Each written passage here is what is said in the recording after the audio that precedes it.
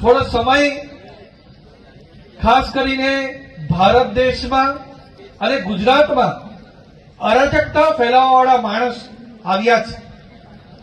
ભારત દેશની એકતા માટે ચાહે સરદાર વલ્લભભાઈ પટેલ હોય, ભગવાન બિરસા મુંડા હોય, તાત્યા મામા ભીલ હોય, ભારત દેશને એક કર્યા, દરેક સમાજને એક કર્યા।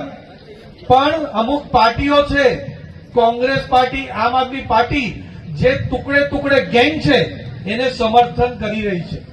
આવા તત્વોને સમર્થન કરી રહી છે કે ભારત દેશના ટુકડા પડે, સમાજમાં વિભાજન થાય, એના માટે પૂરો પ્રયત્ન કરે છે। એવા જ પ્રયત્ન આપણા ગુજરાતની અંદર પણ થઈ રહ્યા છે।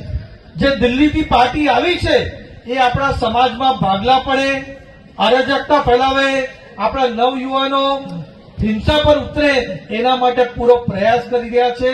અને એ પ્રયાસ આપણા સમાજના માટે, ભારત દેશના માટે, ગુજરાત માટે નહીં, પણ પોતાની રાજનીતિ ચમકાવવા માટે આ બધા પ્રયાસ કરે છે।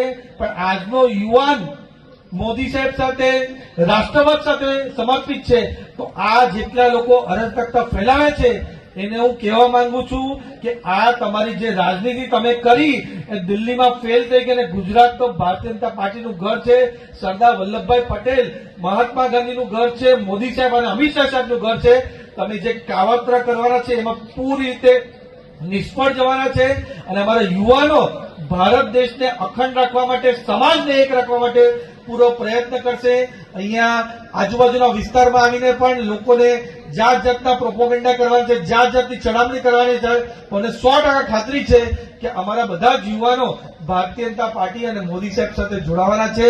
અને આજે આપણે બધા મોટી માત્રામાં બધા એક સાથે એકતા યાત્રા કાઢીને આપણે બધા જ સરદાર વલ્લભભાઈ પટેલને યાદ પણ કરવાનું છે। અને સરદાર વલ્લભભાઈ પટેલ જે આપણને શીખ આપી ગયા છે, ભગવાન બિરસા મુંડાજી જે શીખ આપી ગયા કે આપણે ભારત દેશને એક રાખવાનો છે અને દરેક સમાજને એક રાખવાનું છે, એવું કામ આપણે બધાએ કરવાનું છે।